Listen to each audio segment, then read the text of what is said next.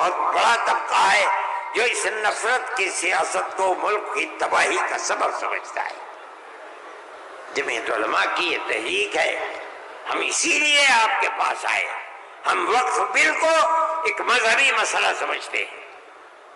آپ اس بات کو سمجھیے، لوگ نہیں کہتے، میں تو سچ بات کہہ دیتا ہوں، آپ کے اس صوبے کی حکومت وہ بیساکھی ہے جس کے اوپر مرکزی حکومت ٹکی ہوئی ہے، یہ بھی اس کے اندر شریک ہے۔ وہ کہتے ہیں کہ ہم مسلمانوں کو کوئی تکلیف نہیں پہنچنے دیں گے۔ میں نے جو بات کہی ہے اسی لیے کہ یہ آواز ان تک پہنچے کہ وقف کو زندہ رکھنا یہ ہمارا مذہبی فریضہ ہے، ہمارا مذہب ہے وقف۔ اگر آپ اس کی تائید کریں گے تو مسلمان خود فیصلہ کرے کہ آپ کی گورنمنٹ آپ کے مذہب کو زندہ رکھنا چاہتی ہے یا آگ لگانا چاہتی ہے۔ جمعیت علماء ہند زندہ باد، مولانا ارشد مدنی، نعرہ تکبیر، اللہ اکبر، ارشد مدنی قلم بڑھاؤ، تمہارے ساتھ ہیں، جمعیت علماء ہند زندہ باد۔ میرے بھائی، تیسرا مسئلہ مدرسوں کا مسئلہ ہے۔ مدرسے دو طرح کے ہیں، ایک وہ مدرسے ہیں جو گورنمنٹ سے امداد لیتے ہیں، ایک وہ مدرسے ہیں جو گورنمنٹ سے ایک پیسہ بھی نہیں لیتے۔ ہم پہلے سے کہتے تھے، لوگوں سے بلاتے تھے کہ پیسہ مت لو۔ یہ ہو نہیں سکتا کہ گورنمنٹ دے اور تم سے لینا، یہ نہیں ہو سکتا۔ آج سے تقریباً 15-20 سال پہلے دلی کے اندر ایک میٹنگ بلائی، بہار کے لوگ بھی اس وقت گورنمنٹ میں تھے، یہ بھی تھے، اور وہ یہ تھی کہ مدرسے والوں کو ہم پیسہ دیں گے۔ سب نے منع کر دیا کہ ہم نہیں جائیں گے۔ میں نے یہ سوچا کہ مجھے جانا چاہیے، چنانچہ میں چلا گیا وہاں۔ انہوں نے مجھے اسٹیج پر بلا دیا، اس کے اندر بڑے بڑے وزراء بیٹھے ہوئے تھے، ارجن سنگھ بھی تھے اور دوسرے لوگ تھے۔ وہاں تقریر کرنے والوں نے تقریر کی مدرسوں کے خلاف، میں خاموش بیٹھا رہا۔ اس کے بعد مجھ کو کہا کہ آپ بولیں۔ میں بولے، میں نے ان سے کہا کہ آپ نہیں جانتے کہ مدرسوں کا کردار کیا ہے۔ میں آپ کو بتاتا ہوں، جب 1857 کے اندر لوگوں کا قتل عام ہو گیا تو اب ملک کی آزادی کے لیے جہاد کرنے والے مجاہد ہی ختم ہو گئے۔ جن لوگوں نے جہاد کیا تھا وہ جیل میں پکڑے گئے۔ جب عام معافی کا اعلان ہوا تو علماء نکلے اور سر جوڑ کر بیٹھے۔ 57 میں جہاد ہوا تھا، ٹھیک 9 سال کے بعد 1866 میں دارالعلوم کی بنیاد رکھی۔ کیوں؟ اب مجاہد زندہ نہیں رہے، دارالعلوم میں جنگ آزادی کے لیے مجاہدین کی فیکٹری بنانی تھی، وہ ہے دارالعلوم کے اوپر۔ مدارس اسلامیہ زندہ باد، جمعیت علماء ہند زندہ باد، نعرہ تکبیر، اللہ اکبر، مدارس اسلامیہ، اللہ اکبر۔ اس فیکٹری سے بڑے بڑے ہزاروں مدرسے بن گئے۔ جہاں دنیا میں جائیے، نیو یارک میں چلے جائیے، واشنگٹن میں چلے جائیے، لندن میں چلے جائیے، ساؤتھ افریقہ میں چلے جائیے، اور ایشیا کے اندر تو جس ملک میں قدم رکھو یہیں کے فارغ ہیں یا یہاں کے فارغ ہونے والے کے شاگرد ہیں جنہوں نے مدرسے بنا رکھے ہیں۔ یہ مدرسے در حقیقت ملک کی آزادی کی ضمانت ہے۔ ملک کے اندر حضرت شیخ الہند یہیں کے پیدا ہوئے جنہوں نے 4 سال مالٹا میں جیل کاٹی۔ مولانا مدنی یہیں سے پیدا ہوئے ہیں جنہوں نے 9 سال انگریز کی جیل کاٹی ہے۔ اور میں نے کہا میں کتنوں کا نام لوں آپ کے سامنے۔ یہ مدرسوں کی زندگی ہے اور یہ تاریخ ہے۔ آپ اس تاریخ کو بجھانا چاہتے ہیں، کہتے ہیں بالکل نہیں۔ انہوں نے کہا کہ ہم نہیں بجھانا۔ میں نے کہا کہ یہ ہو نہیں سکتا کہ آپ پیسہ دیں انہیں اور پھر ان کے نظام تعلیم اور نصاب تعلیم میں دخل نہ دیں۔ آواز آئی ہم وعدہ کرتے ہیں کہ نہیں دیں گے۔ میں نے کہا اچھا، میں آپ کو جھوٹا نہیں کہتا ہوں۔ مجھے یہ بتائیے کہ ابھی الیکشن میں 3 سال باقی ہیں، کیا آپ یہ ضمانت دے سکتے ہیں کہ 3 سال کے بعد جو الیکشن ہوگا اس الیکشن کے نتیجے میں کامیاب ہو کر آپ ہی اقتدار کی کرسی پر بیٹھیں گے؟ کہنے لگے نہیں دے سکتے۔ میں نے کہا تو آپ تو 3 سال کی ضمانت نہیں دیتے، اور میرے دل میں یہ ارمان ہے کہ اگر قیامت تک میں زندہ رہوں گا تو مدرسوں کو لے کے چلوں گا۔ میرا آپ سے کیسے ہو جائے گا؟ میری آپ سے اس میں مصالحت نہیں ہو سکتی۔ آپ کو اسکول بنانے ہیں، آپ مجھے دیجیے، آپ اگر 50 اسکول کہیں گے میں 50 بنا دوں گا۔ لیکن آپ یہ چاہیں کہ مدرسے کو ختم کر کے اس کے اندر اسکول کا نصاب بن جائے، یا یہ مدرسے آپ سے پیسہ لے کر چلے، جمعیت علماء اسے گوارا نہیں کرے گی۔ میں نے ان سے کہا کہ مدرسے اور مسجد میں کوئی فرق نہیں ہے۔ کہنے لگے وہ کیسے؟ میں نے کہا اس لیے کہ اگر مسجد میں نماز پڑھی جاتی ہے، مدرسے میں نماز سکھلائی جاتی ہے۔ اگر مسجد میں نماز کے اندر قرآن پڑھا جاتا ہے، مدرسے کے اندر قرآن پڑھنا سکھلایا جاتا ہے۔ کیسے دونوں الگ ہو جائیں گے؟ یہ دونوں ایک دوسرے کے ساتھ ہیں۔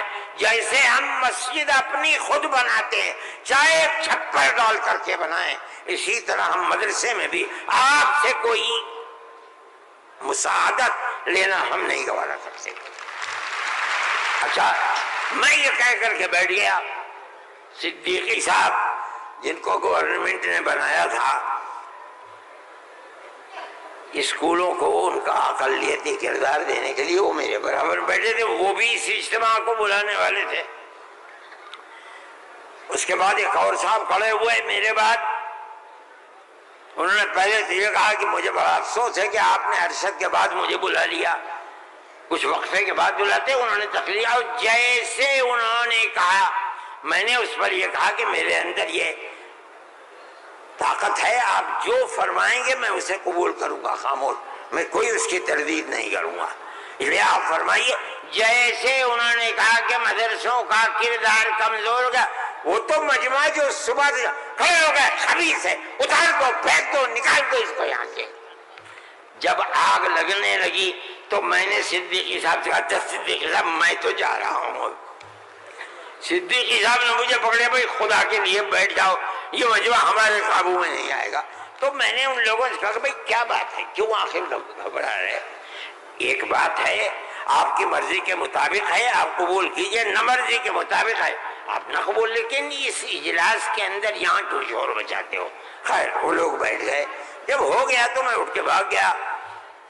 کانگریس گورنمنٹ کی جو بالکل آخری شخصیت تھی، انہوں نے کہا کہ بھائی سونیا جی صدر تھی، انہوں نے کہا کہ آپ نے کیا کر دیا؟ میں پہلے منع کرتی تھی کہ اس مسئلے کو نہ چھوڑو، بند کر دو اس کو، جو مدرسہ بند ہو گیا۔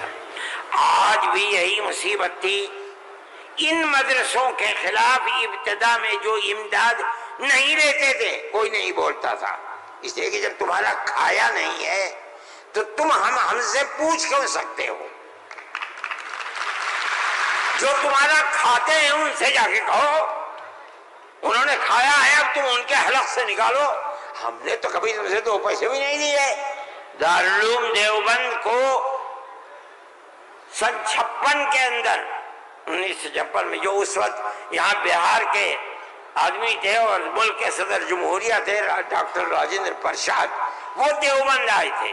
انہوں نے دیوبند حضرت رحمت اللہ علیہ زندہ تھے، حضرت مدنی، انہوں نے دارالعلوم کے لیے ایک لائبریری کے پیسے دارالعلوم کو دینے کا وعدہ کیا. جب وہ چلے گئے، اب شکریہ ادا کیا ان کا بہت، جب وہ چلے گئے تو ان کو خط لکھ کر بھیج دیا گیا کہ دارالعلوم دیوبند کے بنانے والوں کا یہ حکم ہے، یہ اصول ہے کہ کسی بھی مسلم یا غیر مسلم حکومت سے کبھی کوئی مدد نہیں لی جائے گی، اس لیے ہم آپ کا شکریہ کے ساتھ واپس کرتے ہیں. آج تک حکومتوں پر حکومتیں بدل گئیں، انگریز گورنمنٹ، پھر اس کے بعد ہندوستان کی، مگر اس کے اندر کوئی فرق نہیں پڑا ہے. لیکن اس کے بعد جنہوں نے لیا تھا گورنمنٹ سے، پھر اس کے بعد ان مدرسوں کے اندر بھی ہاتھ ڈالنا شروع کر دیا. جمعیت علماء اس سلسلے کے اندر کورٹ میں گئی، اگرچہ ان مدارس کے سلسلے میں کوئی فیصلہ ابھی تک نہیں آیا، لیکن ہم یہ سمجھتے ہیں کہ قانونی اور دستوری اعتبار سے جو گورنمنٹ سے کوئی چیز نہیں لیتے، پہلے لیا جاتا تھا چھٹیوں کے اندر گورنمنٹ سے، وہ قانون تھا کہ جو ٹکٹ طلبہ لے کے گھر جاتے تھے کنسیشن، اس میں پیسہ کم ہو جاتا تھا. جب گورنمنٹ کی نظریں بدلنی شروع ہوئی، دارالعلوم نے بند کر دیا، اس کو ہم نہیں لیتے. یہ بات ہم نے کہی، یہ اللہ کا بڑا احسان ہے کہ جو تبصرہ آیا، ابھی تک فیصلہ نہیں آیا، وہ تبصرہ بھی حق کے اندر ہے. انشاءاللہ جب گورنمنٹ سے کوئی تعلق ہی نہیں ہے اور دستور کی دفعات 25 اور 26 اقلیت کو یہ حق دیتی ہے کہ وہ اپنے اداروں کو قائم کر لے، کوئی رکاوٹ نہیں ہے، تو ہمارے مذہبی اداروں کے اوپر کیسے رکاوٹ ہو سکتی ہے؟ دستور کی یہ دفعات ہمارے لیے چین و سکون اور عزت و آبرو کے ساتھ ملک میں رہنے کا ہمیں حق دیتی ہے. ہم یہ سمجھتے ہیں کہ مستقبل کے اندر بھی انشاءاللہ ہم اپنے ان پروگراموں کے اندر کامیاب رہیں گے. میرے بھائی، فلسطین کا مسئلہ ہے. دیکھیے، جب یہ مسئلہ ہوا اسی دن ہماری گورنمنٹ نے ایک بات کہی کہ یہ دہشت گردی ہے، فلسطینیوں نے حملہ کیا اسرائیل کے اوپر. میں نے کہا یہ بھی گورنمنٹ جانتی نہیں ہے. جب میں نے اگلے ہی دن بیان دیا کہ یہ غلط ہے، اسرائیل کو بنانے والوں نے بنایا تھا، بیت المقدس اسرائیل سے باہر تھا، فلسطین آزاد تھا. اسرائیل نے امریکہ کی مدد سے اور یورپ کی مدد سے بیت المقدس کو، فلسطین کو، تمام فلسطین کے اوپر زبردستی حملہ کر کے فلسطینیوں کو غلام بنایا اور اپنے اندر داخل کر لیا. پھر یہی نہیں، 2-4 سال کے بعد حملہ کیا شام کے اوپر، اور گولان کی جو پہاڑیاں تھیں ان کو اپنے قبضے میں لے لیا.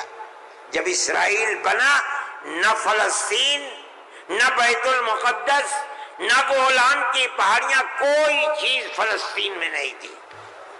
اب فلسطینی اٹھے اپنی آزادی کے لیے.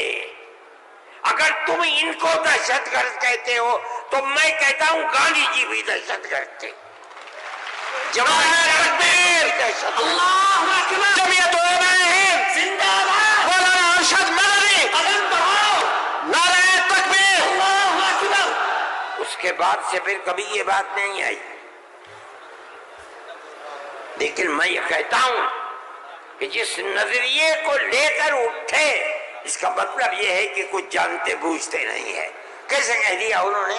ان کو دیکھنا چاہیے تھا تاریخ. اگر خود نہیں پڑھتے پڑھے ہوئے لوگوں سے پوچھنا چاہیے تھا، وہ بتاتے آپ کو کہ ہو کیا رہا ہے. میرے بھائی میں یہ بات کہتا ہوں کہ جمعیت علماء کی ایک تاریخ ہے اور جمعیت علماء اس چیز کے اوپر ہے. ہمارا اس وقت کا مسئلہ صرف ایک ہی مسئلہ نہیں، بہت مسائل ہے، لیکن وقف ترمیمی بل کا مسئلہ بھی یہی ہے جس کو جاننے کی یہ ہمارا مذہب ہے.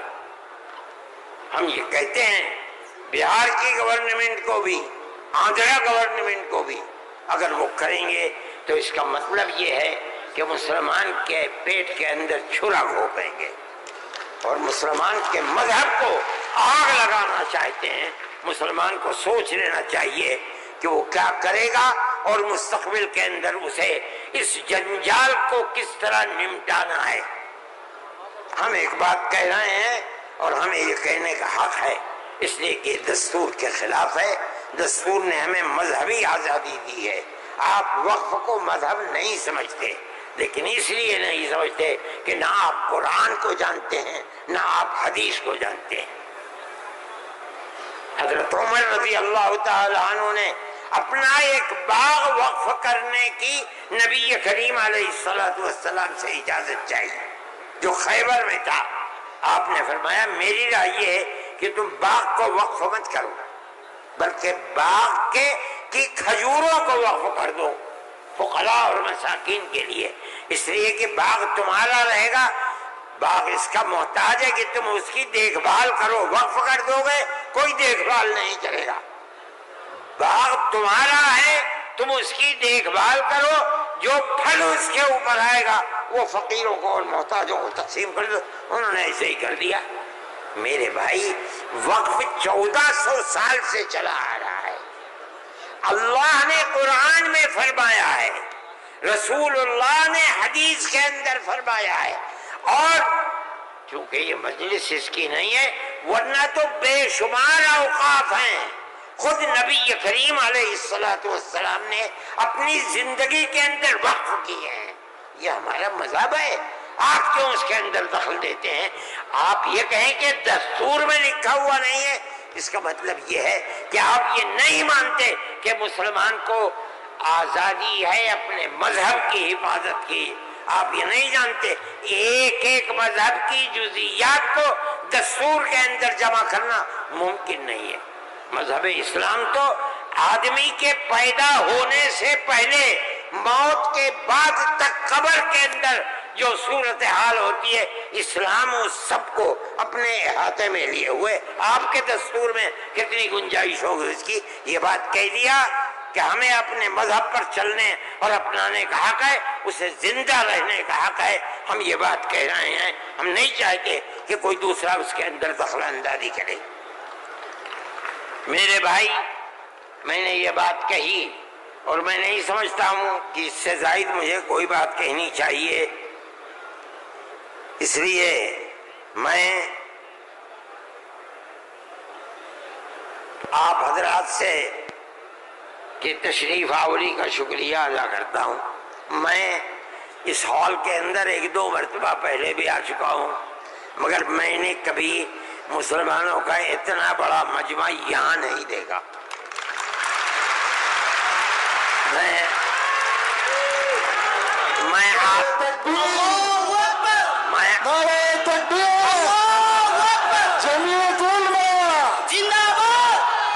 آپ حضرات کا شکریہ ادا کرتا ہوں اس لیے کہ یہ سب جگہ شہرت تھی کہ اس اجلاس کا مقصد وقف ترمیمی بل کی مخالفت ہے. اس کا مطلب ہے کہ بہار کا مسلمان ہر اس طاقت کا مخالف ہوگا جو وقف ترمیمی بل کی تائید کرے گا. اس لیے آپ حضرات کا اس گرم جوشی کے ساتھ یہاں آنا، میں جمعیت علماء کے خادم کی حیثیت سے آپ کا شکریہ ادا کرتا ہوں. اللہ آپ کو خوش رکھے، خیر و عافیت کے ساتھ رکھے.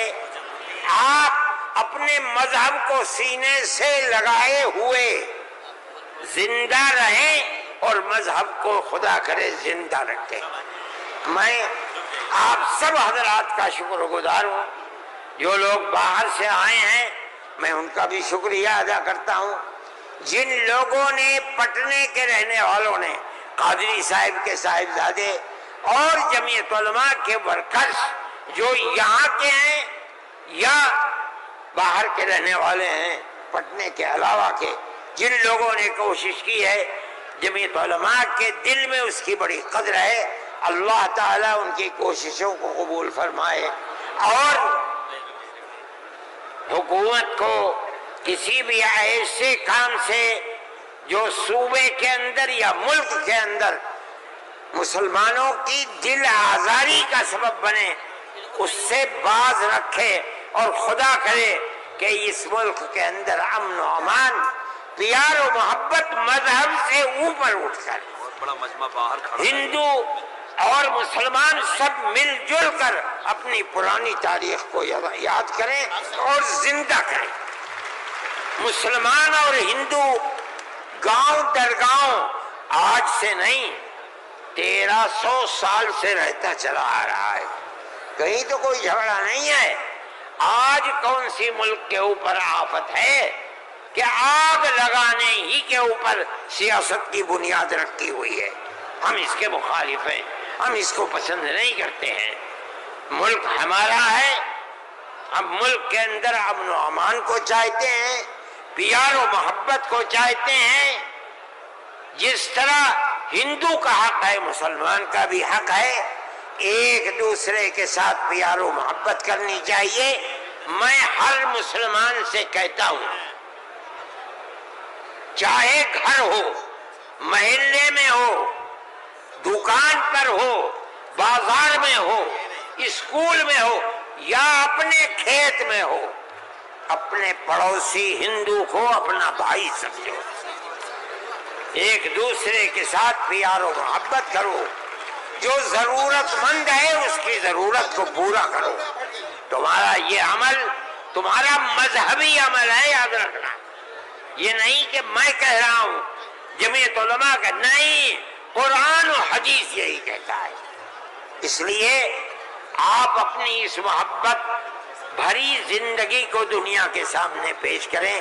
میں ارباب مدارس سے بھی کہتا ہوں، وہ جہاں جائیں، جہاں رہیں، جہاں مدرسہ چلائیں، ایک دوسرے کے ساتھ الجھ، ہندو مسلمان کو قریب کرنے کی اپنی تحریک کو زندگی عطا فرمائیں، جو آپ کی تحریک نہیں ہے، اسلام کی دی ہوئی تحریک ہے۔ اللہ ملک کے اندر امن و امان کو قائم رکھے، پیار و محبت کو زندگی عطا فرمائے۔ میں ڈاکٹر صاحب، صدر صاحب، جنرل سیکریٹری صاحب بہار، ان سب کا تہہ دل سے شکریہ ادا کرتا ہوں۔ اللہ ان کی کوششوں کو کامیاب فرمائے اور اس اجتماع کو اپنے مقاصد کے اندر کامیابی عطا فرمائے۔